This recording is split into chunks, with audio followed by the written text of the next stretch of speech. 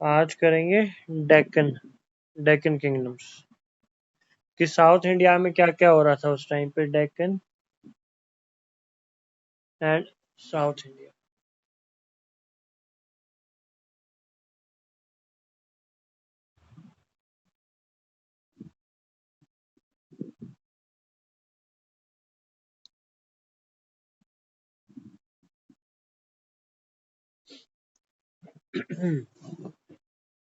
इसमें बेसिकली 3 राज्य हम पढ़ेंगे साउथ इंडिया के। ठीक है। सबसे पहला आता है पल्लव डायनेस्टी। अगर इंडिया का मैप बनाऊं उस टाइम का,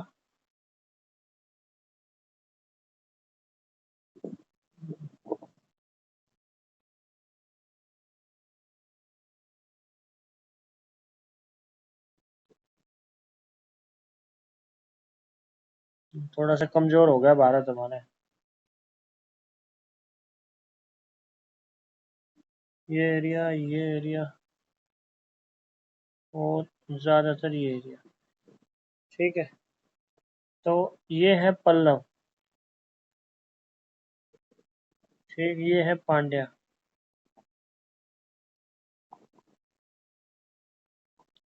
और ये है चालुक्यास।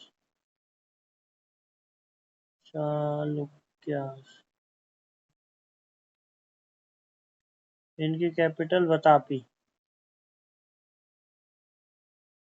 ठीक है। तो पल्लवा के बारे में थोड़ा स्टडी करते हैं कि पल्लव राज्य कैसा था।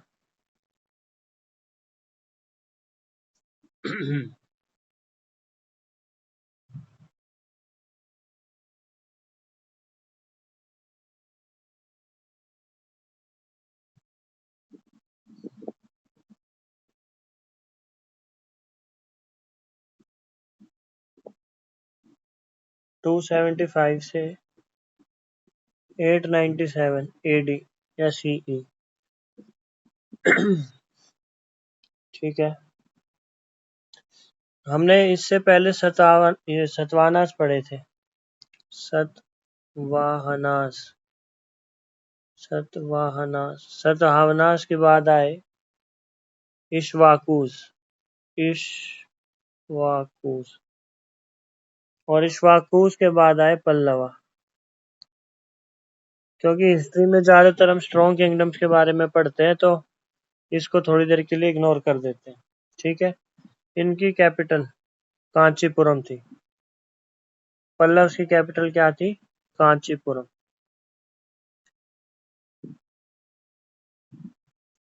अब इसके अंदर कौन कौन सी स्टेट्स आज की मॉडर्न इंडिया में कवर होती हैं? थोड़ा सा आंध्र प्रदेश, यहाँ इस एरिया के अंदर तेलंगाना, और इस एरिया के अंदर थोड़ा सा पार्ट ऑफ महाराष्ट्र। यानी पल्लव के अंदर 3 राज्य आज के आते हैं, आंध्र प्रदेश, तेलंगाना और महाराष्ट्र। ठीक है। अब उस टाइम पे ये जो किंगडम्स हैं, इनका आपस में हमेशा झगड़ा चलता रहता था। ठीक, क्योंकि साउथ के बड़े 3 किंगडम्स हैं, तो इनका इनसे झगड़ा आपस में इनका झगड़ा चलता रहता था। ठीक है। इनकी लैंग्वेज कौन सी थी? प्राकृत। ठीक। प्रकृति प्रकृति से बनी ये संस्कृत, और संस्कृत ट्रांसफॉर्म होती होती ये बन गए पूरे तमिल। तमिल देखा जाए तो ये पांड्या वाला एरिया है तमिल का, पर साउथ में तमिलियंस का जो इन्फ्लुएंस था वो बढ़ता चला गया और फाइनली इनकी भाषा भी तमिल बन गई। ठीक है। और इन्होंने आखिरी में आके चोलास को हरा दिया था। Defeated Cholas in beginning of 10th century. Chola वाला राज्य इन्होंने खत्म कर दिया था। ठीक है। अब इम्पोर्टेंट पल्लवा रूलर्स के बारे में थोड़ा स्टडी करते हैं कि इनके राजा कौन कौन से थे। सबसे पहला नाम कोई आता है तो वो है महेंद्र वर्मन। महेंद्र वर्मन वन।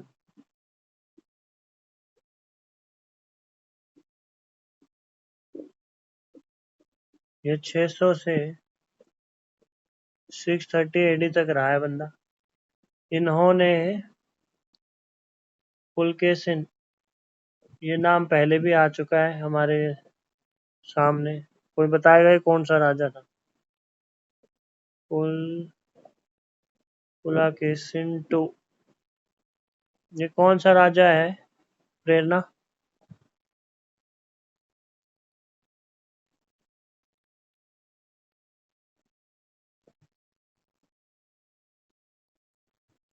ये वही राजा है जिसने हर्षवर्धन को हराया था। तो महेंद्र वर्मन और पुलकेशिन टू की लड़ाई होती है और अल्टीमेटली पुलकेशिन जो है जीत जाता है और इसके राज्य का लॉर्ड्स ऑफ टेरिटरी कब्जा लेता है, टेरिटोरी। ठीक है। और इसी के राज में महेंद्र वर्मन ने क्या क्या बनवाया था? लॉर्ड्स ऑफ केव टेम्पल्स का निर्माण इसके राज्य में हुआ था। इसके अलावा जैनिज्म से शैवाइट बन गया था ये, शैवाइट। और बहुत ही अच्छा म्यूजिशियन एंड पेंटर, पेंटिंग भी अच्छी करता था और म्यूजिशियन भी अच्छा था। ठीक है, ये पहला राजा, इसके बारे में पता होना चाहिए। दूसरा राजा जो है नरसिम्हन वन, नरसिम्हा नरसिम्हावर्मन, नरसिम्हावर्मन फर्स्ट, 630 से 688।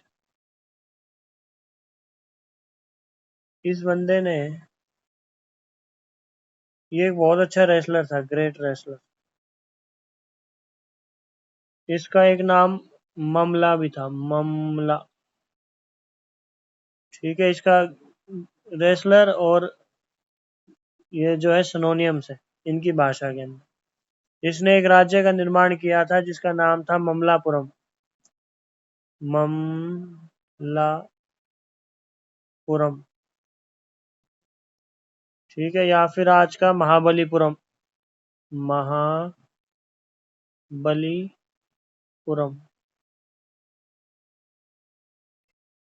इसने फेमस मोनोलिथिक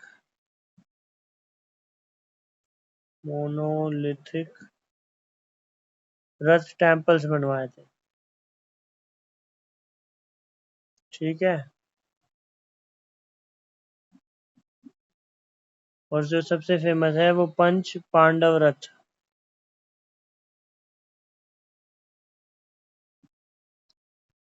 ठीक है, इसी ने चालुक्यस को हराया था, चालुक्यंस को हराया था एंड डिस्ट्रॉयड वतापी। वतापी उनकी कैपिटल थी, चालुक्यों की। बहुत अच्छी नेवी थी, तो नेवी से भी श्रीलंका पे अटैक किया था।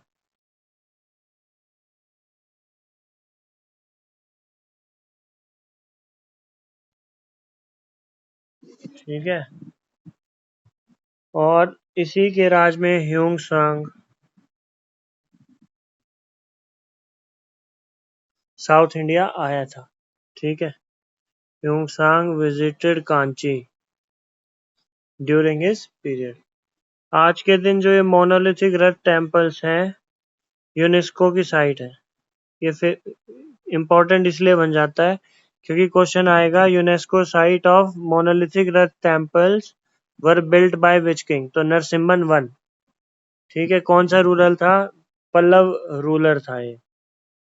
ठीक है जी, इसके बाद सेकंड पे आ जाते हैं, Narasimhan two, Narasimha Varman to.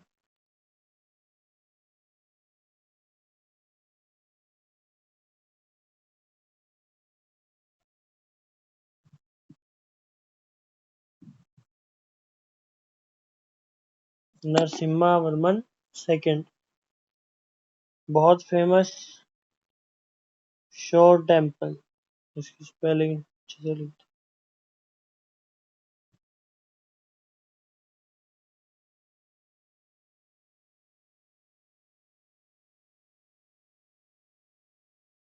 shore temple at Mahabalipuram.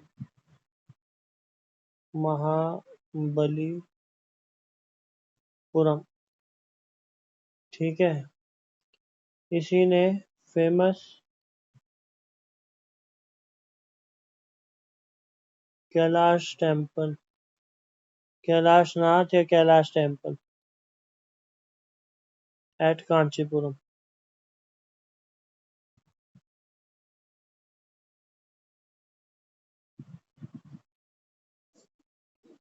ये किस चीज के लिए फेमस है Kailashnath temple? It is one of the earliest structural temple.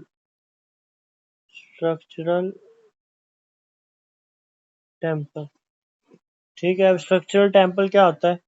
Basically अभी तक हम पढ़ते आ रहे थे केव टेम्पल बनाए, है ना। स्ट्रक्चरल टेम्पल कौन से होते हैं? तो पहले केव्स के अंदर बनाए जाते थे, या एक बड़ा सा पत्थर लाके उसी को काट काट के उसी में मूर्ति बना देते थे।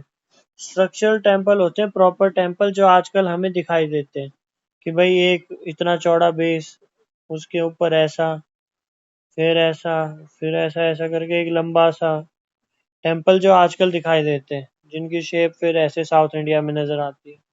उन पे बहुत सारी ऐसे वो मूर्ति वगैरह बना देते थे। ऐसे स्ट्रक्चरल टेम्पल यानी फर्स्ट या अर्लीस्ट टेम्पल में से एक है कैलाशनाथ टेम्पल। ये नरसिम्हा वर्मन सेकंड ने बनवाया था, ठीक है। पल्लवास के बारे में दोबारा से अगर हम थोड़े से फैक्ट्स स्टडी करें, फैक्ट्स, इस दौरान जैनिज्म और बुद्धिज्म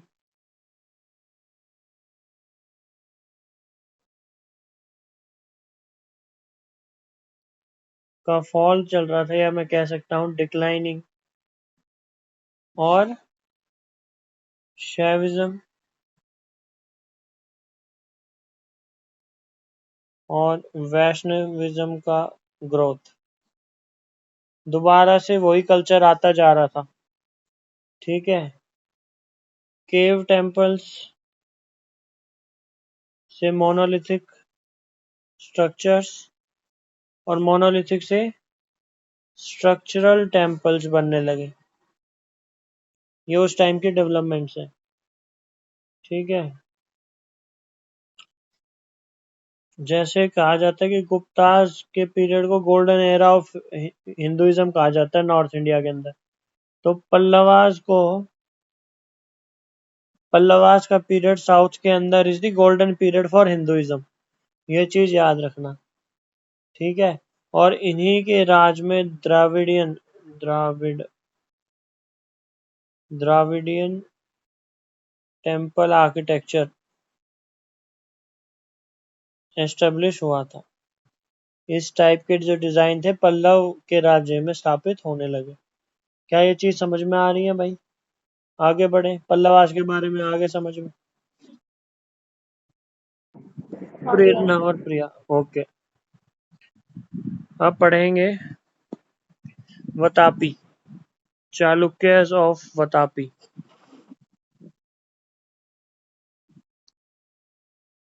चालुक्यस ऑफ वतापी, ये भी साउथ का बहुत ही ज्यादा स्ट्रॉन्ग किंगडम था। 543 से 755 एडी। चालुक्य, CHAL। अच्छा, इनकी कैपिटल क्या थी? वतापी थी, या फिर बदामी भी कहते हैं, बदामी, बदामी, ठीक है। ये नॉर्थ कर्नाटका के अंदर है।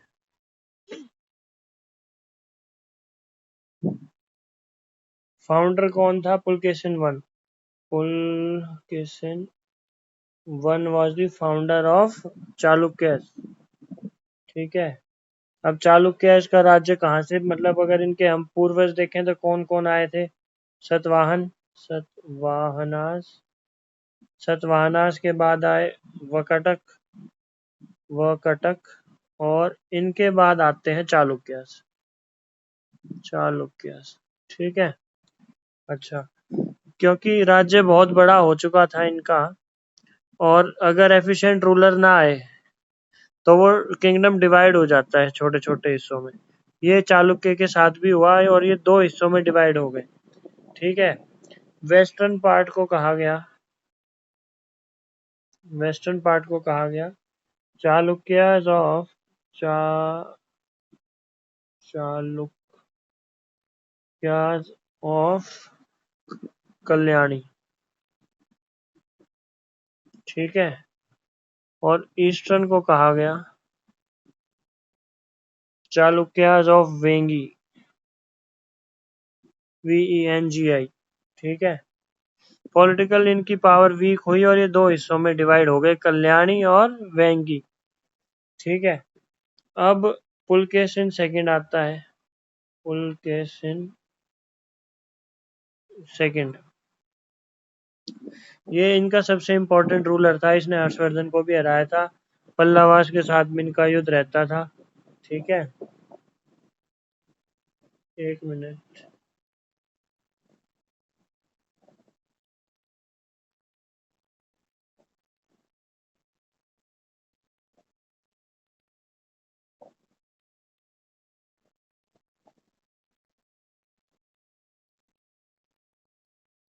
इसने हर्षवर्धन को हराया था नर्मदा के तट पे।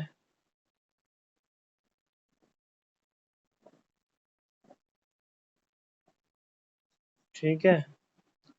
इसी ने अशोक ये एहियोल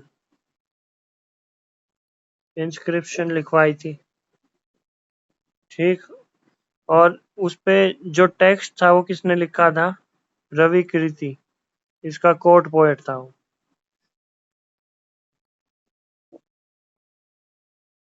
कोर्ट पोएट। ठीक है। इनका आर्ट एंड कल्चर पढ़ते हैं।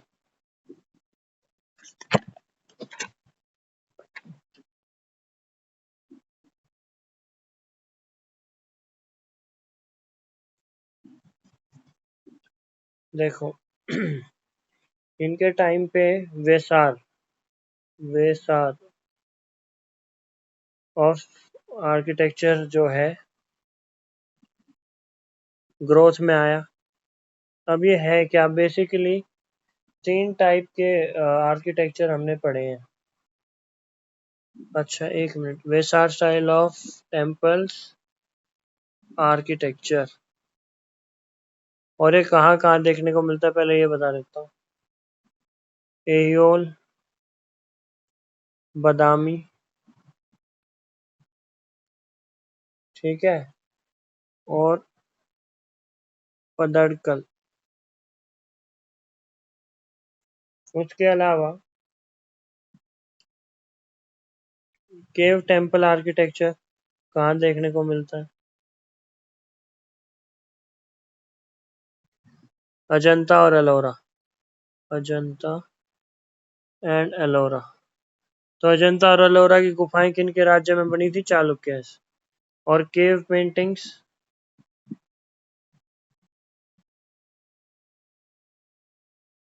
ये है बदामी के अंदर, Badami cave temple and Ajanta.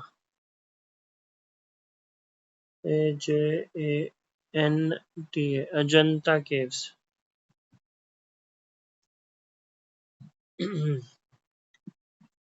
Three types of architecture. Architecture कौन कौन से होते हैं? अगर हम बात करें नॉर्थ इंडिया की, उसमें होता है नागर स्टाइल। डेक्कन के अंदर अगर हम बात करें तो वेसार स्टाइल। और बिल्कुल साउथ इंडिया में चले गए तो द्राविडियन। द्राविडियन। ठीक है। ये तीन टाइप के आर्किटेक्चर इंडिया में देखे जाते हैं। ओके, यहाँ तक कोई डाउट? बोलो भाई। नहीं भैया। गुड। इसके बाद आते हैं राष्ट्रकूटास। राष्ट्रकूटास ये है 755 से 975 AD। इनका जो फाउंडर है वो है दंती दुर्ग, DANTI, दंती दुर्ग, ये फाउंडर है। अगर भारत के मैप पे इसको स्टडी करें तो इनका राज्य ऑलमोस्ट, अगर ये केरल है और ये हमारा तमिलनाडु वाला पोर्शन है।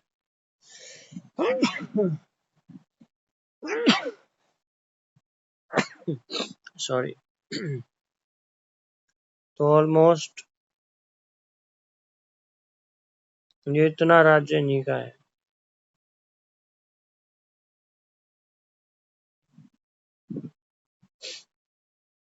ठीक है। इन्होंने क्या किया था, अगर देखा जाए तो चालुक्य का राजा, जो चालुक्य का राज था वो भी इतना था, रेड में मैं जो दिखा रहा हूँ। तो यहाँ से पता चलता है राष्ट्रकूटाज ने चालुक्याज को हराया था। ठीक है। और दंती दुर्ग के राज में उसको हराया गया और चालुक्य को ओवरथ्रो करके इन्होंने अपना किंगडम सेटअप किया। इनकी जो कैपिटल थी, इनकी जो कैपिटल थी मान्य खेत, मान्य खेत या मलखेड़, नॉर्थ कर्नाटका के अंदर है। ठीक है। इनकी जो भाषा थी कन्नड़, इन्होंने अपनी भाषा क्या बनाई, कन्नड़ ओरिजिन। ठीक है। इनके राज्य में जैनिज्म खूब फैला, जैनिज्म। और गुर्जर प्रतिहारास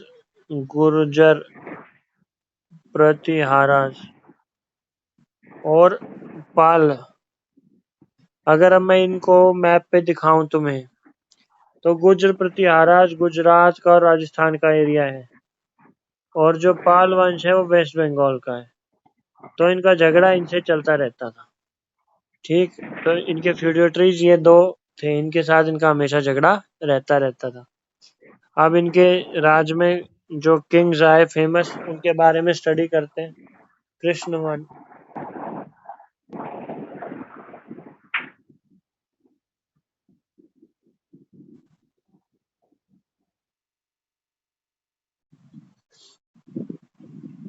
फेमस कैलाश टेम्पल,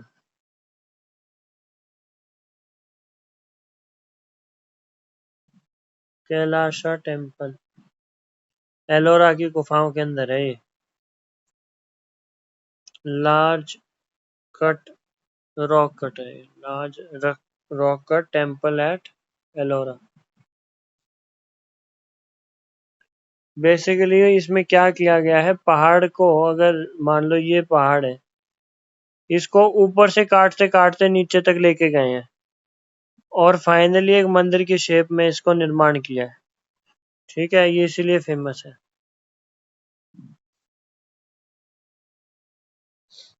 इसके बाद आता है अमोघ वर्षा, अमोघ वर्षा।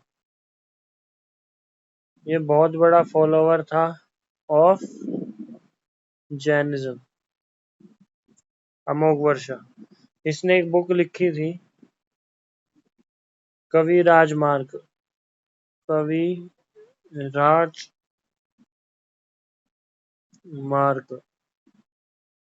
ठीक है। और जिसको कहा जाता है beginning of Kannada literature, Kannada literature की शुरुआत मानी जाती है पुस्तक, कविराज मार्ग। इसके अलावा जो इनके राज में फेमस पोएट्स थे वो थे पंपा एंड पोना। ठीक है, ये फेमस कन्नड़ पोएट्स रहे हैं ड्यूरिंग राष्ट्रकूट रूल। ठीक है। इसके अलावा एलिफेंटा केव्स बहुत फेमस है, क्वेश्चन आ जाता है।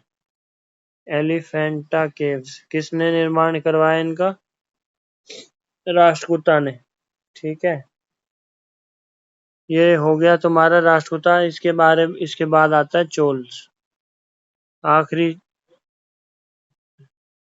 किंगडम जो आपको पढ़ना है, चोल्स, CHOLAS। बेसिकली चोल्स हमने पहले भी पढ़ा है, पर ये क्या होता था ना कि टाइम के साथ ये कमजोर पड़ते थे, कोई दूसरी सभ्यता आके इन पे राज करती थी, फिर कोई पावरफुल राजा आता था और वो अपना राज्य फिर से स्थापित करता था। तो चोल्स के साथ भी यही हुआ। संगम एज जब मैंने पढ़ाई थी आपको, संगम एज के टाइम पे इनका डिक्लाइन हो गया था, ठीक है, बट 9th सेंचुरी आते आते इनका फिर से रीअसर्जेंस होने लगता है, ठीक है, और south India, Sri Lanka, south east Asia तक इनका राज जो है फैल जाता है, ठीक है। अभी अगर मैं इनका आपको दिखाऊं राज्य,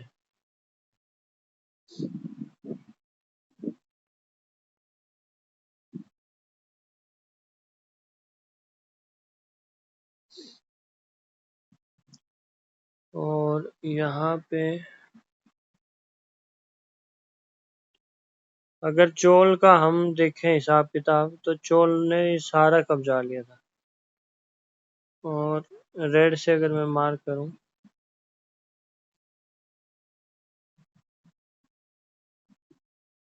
ये हिस्सा सारा चोल्स का था। अब इसके अंदर कौन कौन सी चीजें आ जाती हैं, देखो इन्होंने यहाँ तक कि ये बंगाल वाला एरिया है, तो बंगाल में कौन थे, पालास, इनको भी हरा दिया था। यहाँ उड़ीसा वाला एरिया है, उड़ीसा क्या कहते थे पहले, कलिंगा, इनको भी अपने अंदर शामिल कर लिया था। इन्होंने क्या किया था, इनको मुक्त कर दिया था इस चोल राजाओं ने, पर ये कहा था कि भाई तुम अपना कर्जा, अपना जो लोन है हमें चुकाते रहो, पैसा भेजते रहो, राज्य तुम बने रहो, ठीक है। और बीच में यहाँ पे अपने अंडमान निकोबार आइलैंड आते हैं, इनके ऊपर भी इनका कब्जा हो गया था, ठीक है। यहाँ तक कि जो बे ऑफ बंगाल है, इनको कहा, इसको कहने लगे थे लेक ऑफ चोल्स, लेक ऑफ चोल्स, यानी इनके लिए तालाब था। क्यों था, क्योंकि इनकी जो नेवी थी बहुत स्ट्रांग थी, ठीक है। अभी हम देखेंगे। सबसे पहले इनका फाउंडर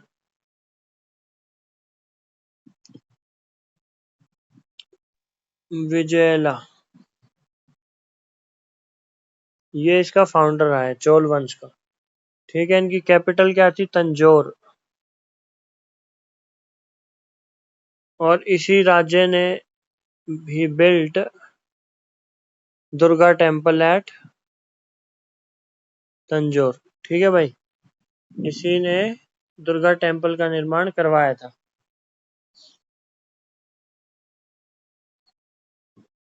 इसके बाद आता है राजा राजा वन, राजा राजा वन, ठीक। इसने सबको हराया था, ये सबसे फेमस राजा है। चेरास को हराया, पांड्यास को हराया, उसके अलावा चालुक्यास चालुक्यास को हराया, ठीक है। अब क्या क्या राज्य इसने हत्या है, श्रीलंका, ठीक है, पूरा नॉर्थ श्रीलंका इसने अपने अधीन कर लिया था, प्लस मालदीव्स, ठीक है जी।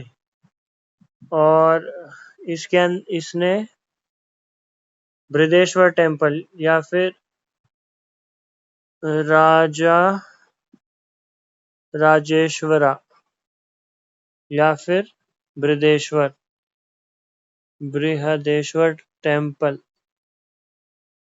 ठीक है, तंजौर के अंदर बनवाए थे। और ये जो है द्राविडियन स्टाइल के माने जाते हैं, ठीक। आगे चलते हैं। इसके बाद आता है इसका लड़का Rajendra one, Rajendra one, Rajendra one ने क्या किया, होल श्रीलंका कब्जा ली। इसके बाद इसने पाल डायनेस्टी के जो महिपाल था, महिपाल ऑफ पाल डायनेस्टी, इसको हरा दिया। इसने अपने आप को एक टाइटल दिया था, गंगाईकोंडा चोलापुरम, अच्छा, गंगाईकोंडा चोला, और जगह का नाम इसने एक सिटी बसाई थी गंगाईकोंडा चोलापुरम, ठीक है। इसने मलेशिया को भी कब्जा लिया था, ठीक है। और इसी के राज में बे ऑफ बंगाल को चोला लेक कहा गया। ठीक। इसकी न्यू कैपिटल थी Gangaikonda Cholapuram was the capital of Rajendra one. ठीक है। और साउथ इंडिया से पूरा नॉर्थ इंडिया गंगा तक,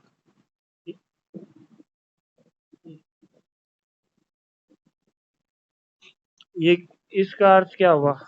गंगाईकोंडा चोला यानी वो बंदा जिसने गंगा तक के राज्यों तक अपना राज्य स्थापित कर लिया हो, वाटर फ्रॉम गंगा। ठीक है। और इसने गंगाईकोंडा टेम्पल का भी निर्माण करवाया था। इसके बाद आता है राजेंद्र थ्री। राजेंद्र थ्री। ठीक है। ये माना जाता है लास्ट किंग, लास्ट चोला किंग। ठीक है। और इसके बाद कौन आ जाते हैं फिर से पावर में? पांड्या। ऐसे साउथ में जो है बार बार पावर इधर से उधर शिफ्ट होती रहती है। इनके टाइम पे जो सोसाइटी थी, कास्ट सिस्टम बहुत ज्यादा था। शैविज्म और वैष्णविज्म बहुत फ्लरिश हो रहा है। आप देख रहे होंगे कि बुद्धिज्म और जैनिज्म की बातें अब नहीं हो रही हैं। द्राविडियन स्टाइल का जो है टेम्पल्स बहुत सारे इन्होंने निर्माण करवाए। और अगर इनके साउथ की आप मूर्तियां देखोगे तो डांसिंग गर्ल्स भी टेम्पल्स की दीवारों पे बनी दिखेंगी। इनको देवदासियां कहने लगे ये। ठीक है। और जो शिव के भक्त थे या शिव के जो सेंट्स थे, ऋषि मुनि जो शिव को मानते थे, इनको बोलने लगे नयारन, नयानर्स। ठीक है। और जो विष्णु को मानते थे उनको कहने लगे अलवर्स। ठीक। और राजा राजा वन और राजेंद्र वन दोनों शिवाइट्स थे। ठीक है। और इनके राज में एक और फेमस चीज जो मिलती है, ब्रॉन्ज स्टैच्यू ऑफ नटराज, वो भी चोला राज को शो करता है। इम्पोर्टेंट है, आ जाता है। ठीक है। चोला पेंटिंग्स पाई गई है कहीं पे? नरथामलाई और तंजौर टेम्पल के अंदर। तंजौर टेम्पल्स। ठीक है। इनकी वॉल्स के ऊपर जो है चोला पेंटिंग्स पाई गई हैं। तो ये हो गए आपके साउथ के किंगडम। इसके बाद अब हम नेक्स्ट क्लास में मिडवेल हिस्ट्री शुरुआत करेंगे। किसी को कोई डाउट है तो पूछ सकता है भाई। ये हमारी एंशियंट हिस्ट्री यहाँ ऑलमोस्ट खत्म हो जाती है। बोलो प्रेरणा। भैया यादव वंश वगैरह भी तो थे ना। यादव, हेलो। हाँ भैया। यादव यार ये तुम्हारे महाराष्ट्र वाले एरिया में थे, बट उसका इतना ज्यादा सिग्निफिकेंस है नहीं, वो एग्जाम में नहीं आएगा। ठीक है। ठीक है। और वो वैसे भी मिडवेल के अंदर थोड़े से पावरफुल बनेंगे और वो भी ज्यादा नहीं, ज्यादा दिनों तक नहीं टिक पाएंगे वो। ठीक है। जो इम्पोर्टेंट होंगे ना सारे रूल्स और जिसपे क्वेश्चंस आते हैं वो मैं सारे करवा दूंगा, चिंता मत करो।